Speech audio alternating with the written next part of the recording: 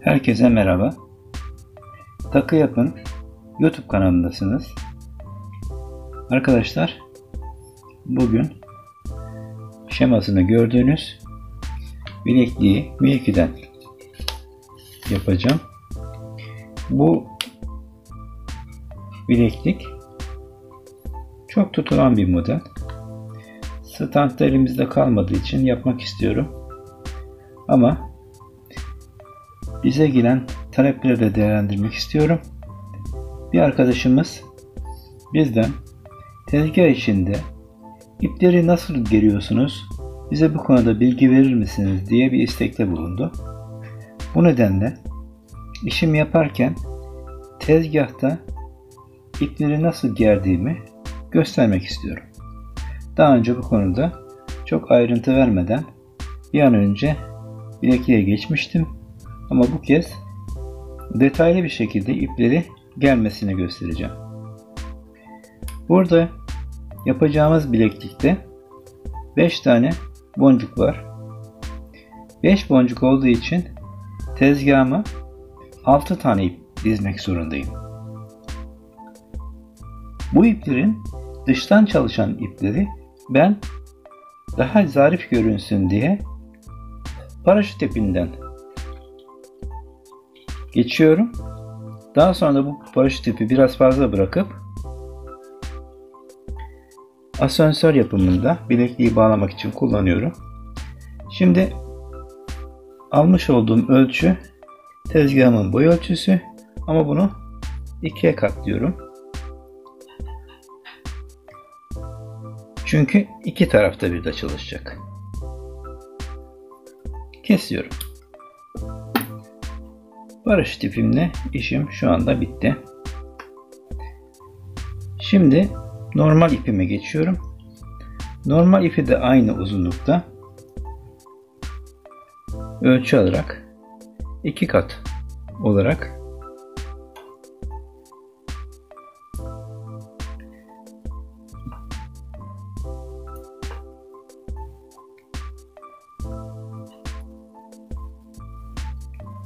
altı ipimiz olacak bildiğiniz gibi, ama ikisi dışarıda paraşüt ipi olduğundan iç taraftaki ipler 4 tane olması gerekiyor. 2 tane tezgahımın boyunun 2 katı ipi kestim. Bu ipler naylon kadar sağlam polyester ipler arkadaşlar. Her türlü takı işinizde rahatlıkla kullanabilirsiniz. Ben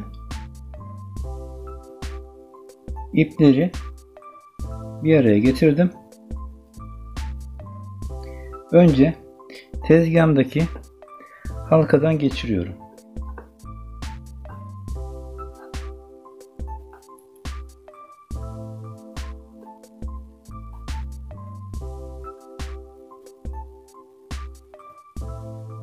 Üç parça ipimi tezgahın halkasından geçirdim ve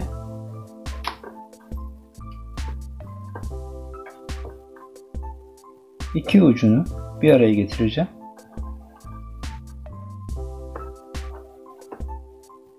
Böylelikle tezgahımın bu halkası tam yarısında kalmış oluyor.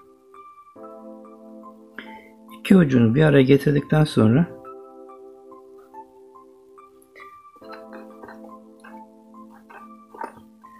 düzeltip burada bir düğüm atıyorum. İplerin hepsi eşit duruma gelmiş oldu. Çünkü bu parçayı da tezgahımın diğer halkasına takacağım. Burada bir iki tane tur atıp sıkıştırıyorum.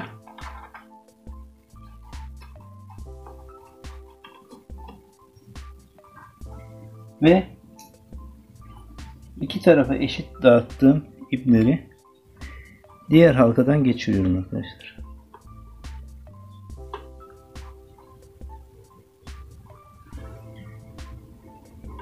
Diğer halkadan geçirip burayı da sıkıştıracağım.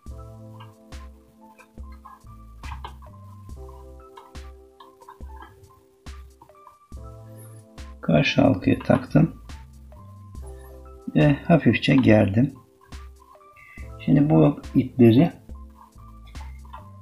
paraşüt ipleri dışarıda kalmak üzere ortalara ince ipler, birer boncuk sığacak şekilde yerleştireceğim arkadaşlar. Tüm ipleri birbirine paralel hale getirmem lazım.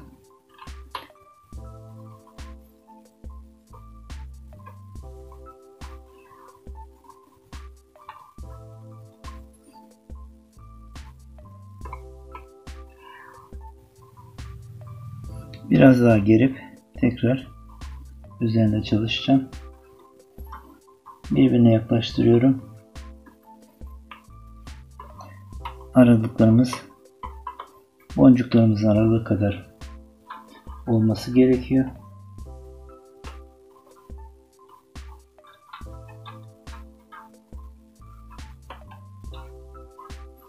Şuradaki aralıklar yeterli.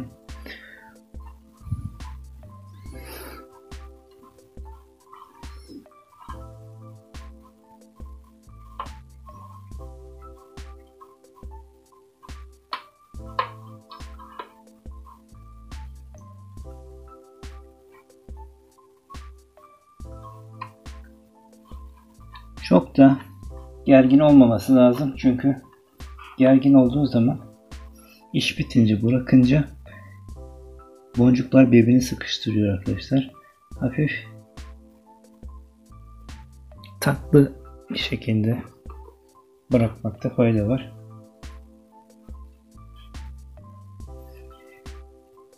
Bundan sonraki işlemde artık şemama bakarak boncuklarımı bu sıraya göre dizmek kalıyor. İğneme de aynı renkte iplik aldım ve dış taraftaki paraşüt ipime bağlıyorum. Biraz boşluk bırakacağım. Daha sonra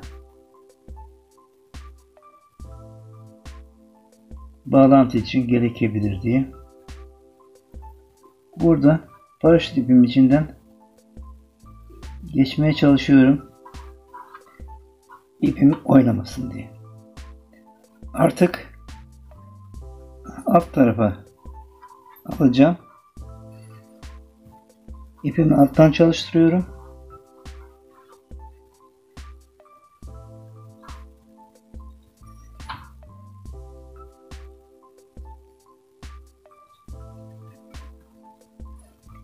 İlk boncuk sıramı iğnemi alıyorum. 5 tane siyahla başlayacağım.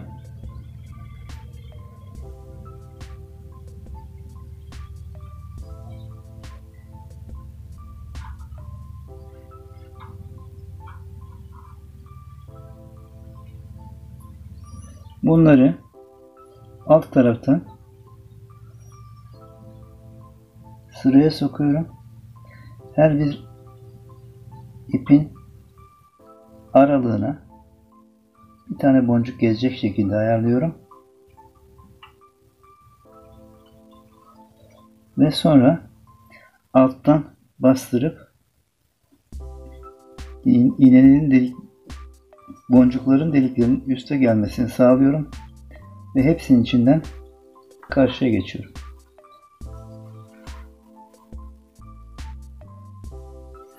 Tekrar iğnemi alta alacağım. Desenimde ikinci sırada yine 5 tane siyah var. 5 tane siyah boncuğumu aldım. Artık bu sıra diğer sıraya göre daha kolay. Çünkü boşluklarda birbirini ayarlamış durumdalar. Boncuklarımı yine aralığa aldım ve alttan bastırarak üstten bütün boncukların içinden geçiyorum.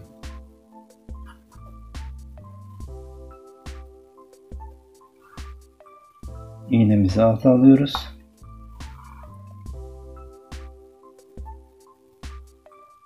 Şu anda desende bir siyah, bir sarı, sarı olarak altın rengi kullanıyorum. Bir siyah, yine bir altın renk, tekrar bir siyah var. Bunları da alttan baskı uygulayarak üstten hepsinin içinden geçerek sıramı alıyorum arkadaşlar.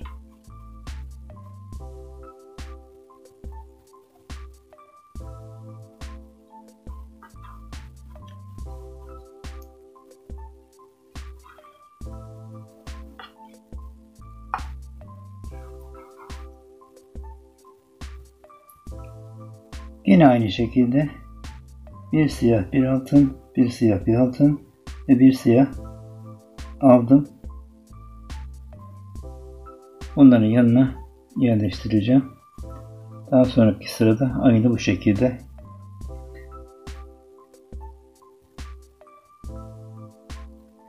desen çok kolay ama birlikte özellikle renklerde uyumlu olduğu zaman çok güzel duruyorlar. Yine aynı şekilde bir siyah, bir altın, bir siyah, bir altın ve bir siyah aldım ve desenimin 5. sırasını yerleştiriyorum.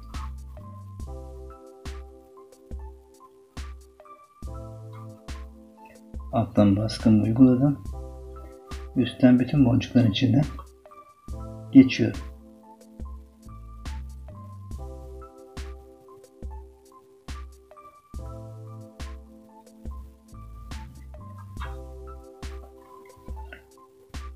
Bu boncukların içinden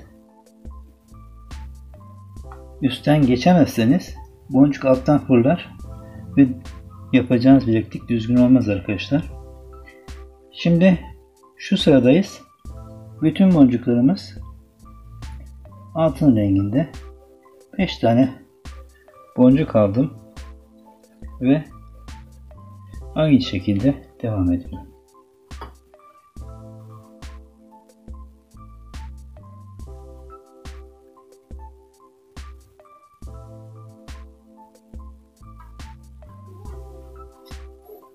Bir sıra daha aynı şekilde devam ettikten sonra mavi rengi de alacağım. Şimdi 5 tane altın rengi iğnemi aldım. Tezgahıma yerleştirdim.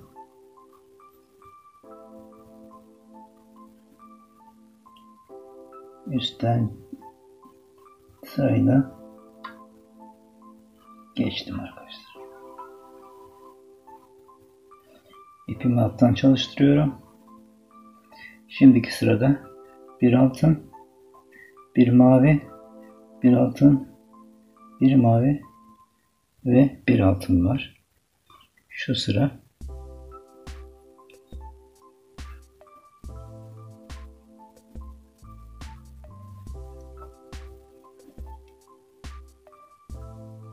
bu sıradan 3 tane buraya yerleştirmem lazım.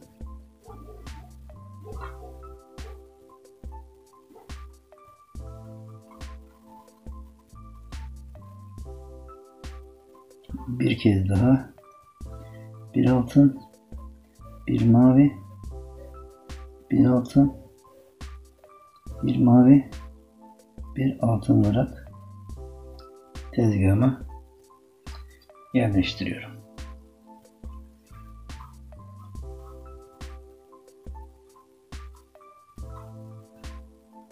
Bu sıralamayı bir kez daha yapacağız. Daha sonra tekrar maviden 2 sıra daha tezgahımıza alacağız arkadaşlar.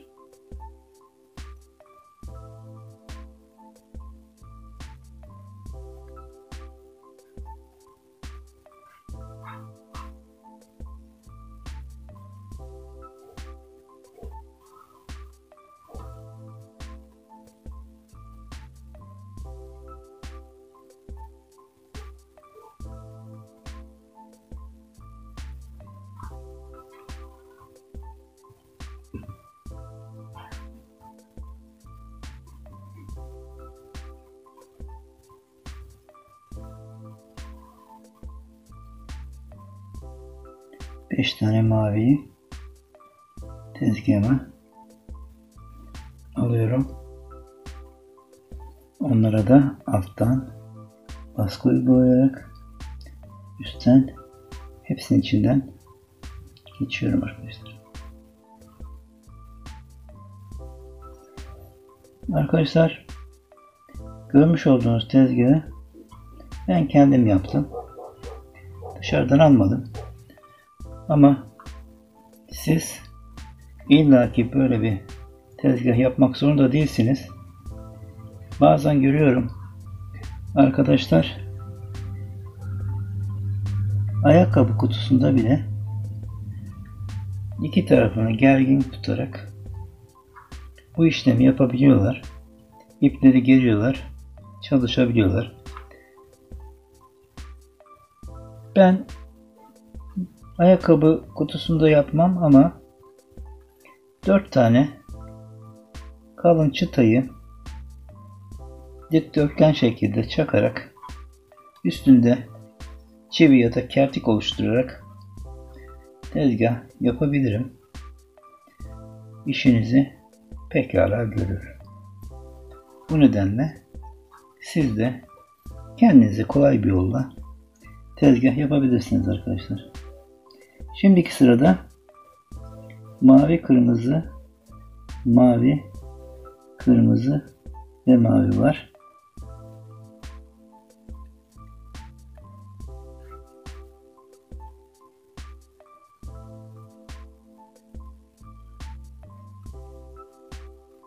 Bunları da tezgahıma yerleştirdim.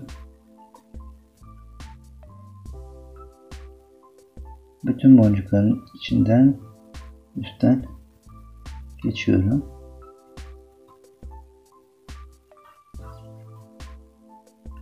Ve ipi tekrar aşağıdan çalıştırıyorum. Aynı sıralamayı 2 kez daha yapacağız. Mavi, kırmızı, mavi, kırmızı ve mavi.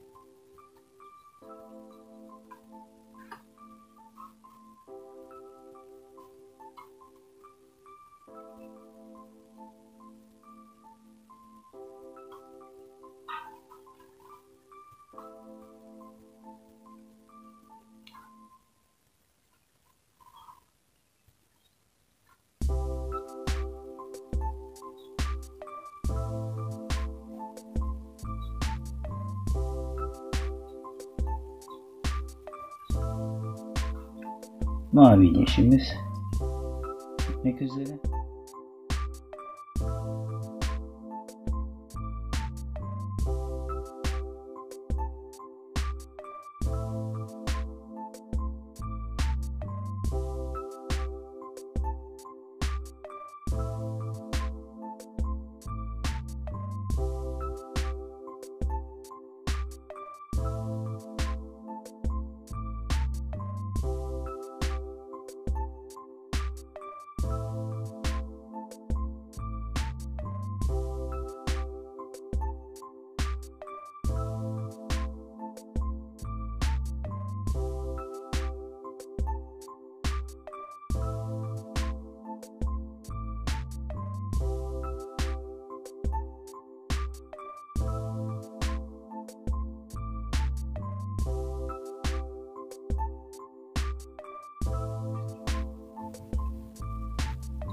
Arkadaşlar, desen bu şekilde devam ediyor.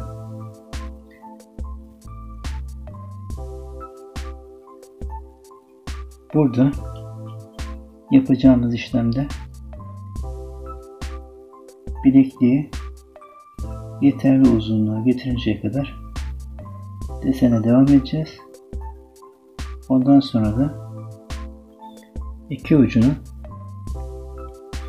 kapatma aparatlarıyla kapatabiliriz. Ya da benim yapacağım burada dışarıdaki dış kenarlardaki paraşüt iplerini kullanarak arkadan asansörlü bir kapama işlemi yapmak istiyorum. Çünkü hem ip bazı insanların alerjisi olduğu için zincir kullanmaktan daha iyi. Müşterilerin çoğu zincir yerine ip tercih ediyorlar. İp üzerinde asansör denilen daha önceki derslerimizden birinde ya da videolarımızdan birinde anlatmış olduğum asansör yapımı aparatıyla ya da işlemiyle diyelim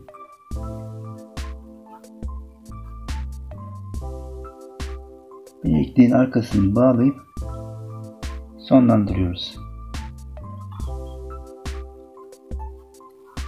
Benim bu tezgahta göstereceğim bu kadar arkadaşlar.